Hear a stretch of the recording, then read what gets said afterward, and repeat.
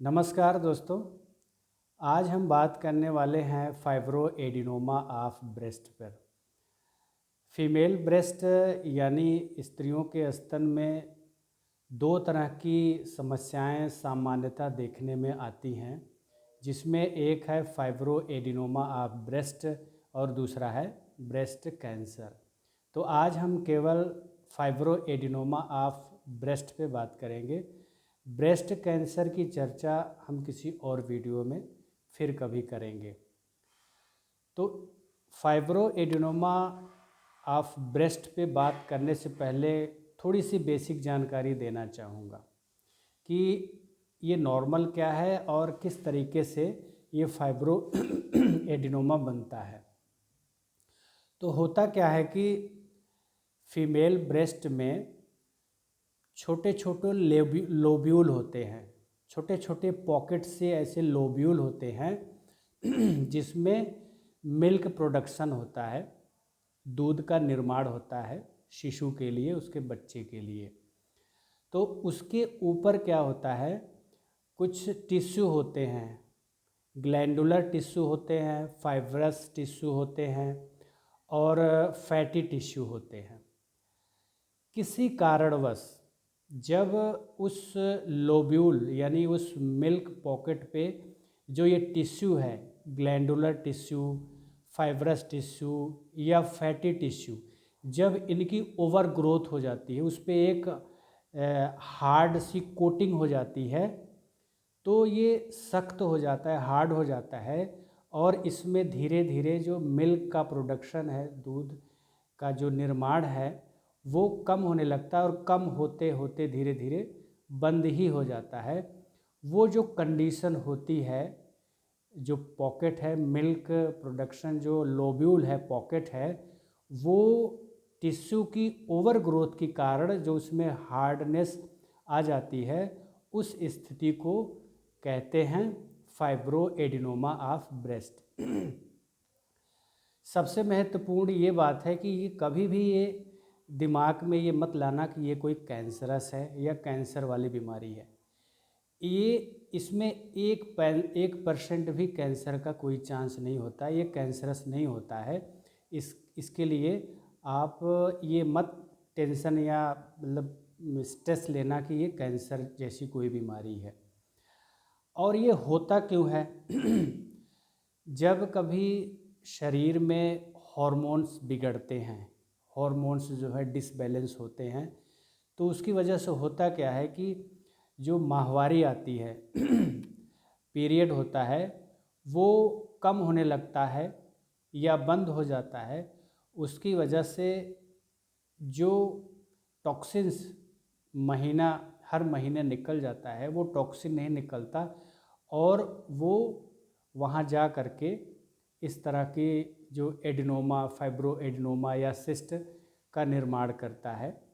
तो वजह ये होती है, अगर हार्मोन इम्बैलेंस रहे तो ये दिक्कत आती है, और या पीरियड कम आए, माहवारी कम आए या बंद हो जाए, ये दो मेन कारण होते हैं। अब इसका जो है सिम्टम क्या होता है, मतलब इसको कैसे जानोगे कि ये वही चीज़ है। तो कोई ज़्यादा बहुत पेनफुल या कोई ऐसा सिम्टम, कोई किसी गंभीर बीमारी का कोई तकलीफ़ देने वाला इसमें सिम्टम नहीं होता है, कोई ज़्यादा पेन भी नहीं होता है। बस थोड़ा सा जब उस जगह को जहाँ पे ये एडिनोमा है, जब उसको टच करेंगे तो थोड़ा सा सख्तपन, हार्डपन और एक गोल सी जैसे गांठ सी दिखेगी, और जब उसको इधर उधर करोगे तो वो मतलब कि इधर उधर खिसकेगी भी, मूवेबल भी होगी। तो ये थोड़ा सा सिम्टम मिलता है। और इसके अलावा अगर इसको कंफर्म करना है तो इसका अल्ट्रासाउंड होता है और मैमोग्राफी होती है। तो ये हो गया टेस्ट के बारे में। अब यदि ट्रीटमेंट की बात करें, तो अगर मॉडर्न मेडिकल साइंस या एलोपैथी चिकित्सा में अगर इसके ट्रीटमेंट की बात करें, तो वो कहते हैं कि ये नेचुरली अपने आप ही धीरे धीरे श्रिंक हो जाता है, ठीक भी हो जाता है। यदि ये बढ़ गया, इसका साइज़ बढ़ गया, तो इसको सर्जरी से निकाल देते हैं।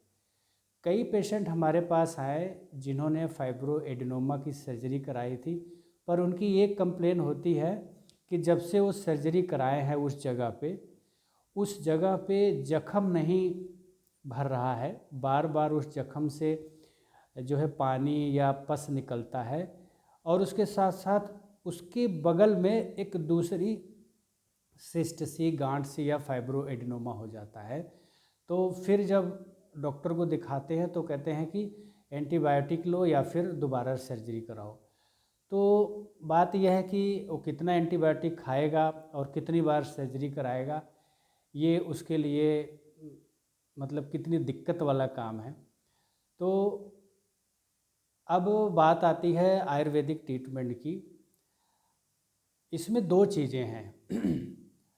अगर एक तो पहला जो ट्रीटमेंट का पार्ट है कि ये फाइब्रो एडिनोमा बनने ही ना दिया जाए, मतलब कि बॉडी में हॉर्मोन्स को बैलेंस रखा जाए और पीरियड जो मंथली जो माहवारी आती है उसको रेगुलर रखा जाए। और इसको कैसे करोगे, इसके लिए किसी मेडिसिन या किसी दवाई की ज़रूरत नहीं है। सिर्फ आप थोड़ा डाइट प्लान, कुछ परहेज और जो डाइट प्लान उसका पालन करिए, और योगा और प्राणायाम करिए, और मौसम के अनुसार, ऋतु के अनुसार किसी अच्छे अनुभवी और ज्ञानवान चिकित्सक से पंचकर्म चिकित्सा लीजिए। तो क्या होता है कि हॉर्मोन्स बैलेंस रहते हैं, पीरियड रेगुलर होता है, तो ये फाइब्रो एडिनोमा बनता ही नहीं है। ये होता है बचाव, कंजर्वेटिव ट्रीटमेंट, यानी बीमारी को होने ही नहीं देना। दूसरा होता है कि अगर मान लो इस पहली स्टेज पे, बचाव स्टेज पे ट्रीटमेंट नहीं हुआ, तो अगर मान लो फाइब्रो एडिनोमा बन ही गया, तो उसके लिए उस ट्रीटमेंट में एक पार्ट और जुड़ जाता है मेडिसिन का। तो अब क्या क्या ट्रीटमेंट हो जाता है, एक तो डाइट प्लान परहेज, दूसरा योग प्राणायाम, तीसरा पंचकर्मा, और चौथा जो सिस्ट हो गई है या फाइब्रो एडिनोमा हो गया है उसको ठीक करने के लिए कुछ औषधियाँ होती हैं, वो साथ में औषधियाँ भी चलानी पड़ती है। तो ये इसका ट्रीटमेंट है। पहली बात तो ये ध्यान रखना कि ये कोई कैंसरस जैसी कोई बीमारी नहीं है। दूसरी बात कि इसको पनपने ही नहीं देना है, इसको बनने ही नहीं देना है। उसके लिए क्या करना है, हार्मोन्स बैलेंस रखना है, जो माहवारी है, पीरियड है, उसको प्रॉपर रेगुलर रखना है। कैसे? डाइट प्लान से, योग और प्राणायाम से। और यदि बन भी गया तो उसको पहली ही स्टेज में, शुरुआत में ही डाइट प्लान से, योग प्राणायाम से और पंचकर्मा से और कुछ महीने औषधियाँ खा करके उसको जल्दी से जल्दी उसका हल निकाल लेना है, उसको ठीक कर देना है, ताकि ये बाद में ये आगे की स्टेज, किसी आगे की स्टेज में ना जा पाए और जिससे आपको कैंसर जैसी स्थिति का सामना करना पड़े। तो ये दोनों चीज़ें हमने बता दी है। अब आपका जो ये मतलब कि अगर किसी को ये समस्या है या बनने वाली है, बन रही है, तो आप इसके बचाव के लिए भी हमसे बात कर सकते हैं। और अगर किसी को ये समस्या आ गई है तो इसके प्रॉपर इलाज के लिए भी फ़ोन कर सकते हैं। तो मेरा नाम है वैद्य जयप्रकाश और मेरा फ़ोन नंबर है 8146682412, 814668822412। ये हमारा फ़ोन नंबर है। इस फ़ोन नंबर पे आप फ़ोन करके बात कर सकते हैं, सलाह ले सकते हैं और ट्रीटमेंट के बारे में भी जान सकते हैं। इसके अलावा और किसी बीमारी के बारे में कोई जानकारी लेनी है, ट्रीटमेंट लेना है, वो भी चर्चा कर सकते हैं। अगले वीडियो में हम बात करने वाले हैं IBS पे, इरिटेबल बाउल सिंड्रोम, जो एक बहुत ही आम समस्या है लोगों की पेट की, और बहुत गंभीर समस्या है। तो इसको कैसे आसानी से ठीक करना है और परमानेंटली ठीक करना है, इस पे हम डिटेल में चर्चा करेंगे। तो वीडियो में बने रहिएगा, वीडियो को लाइक शेयर ज़रूर करिए और सब्सक्राइब भी कर दीजिए। मिलते हैं अगले वीडियो में, तब तक के लिए जय धन्वंतरी, जय आयुर्वेद।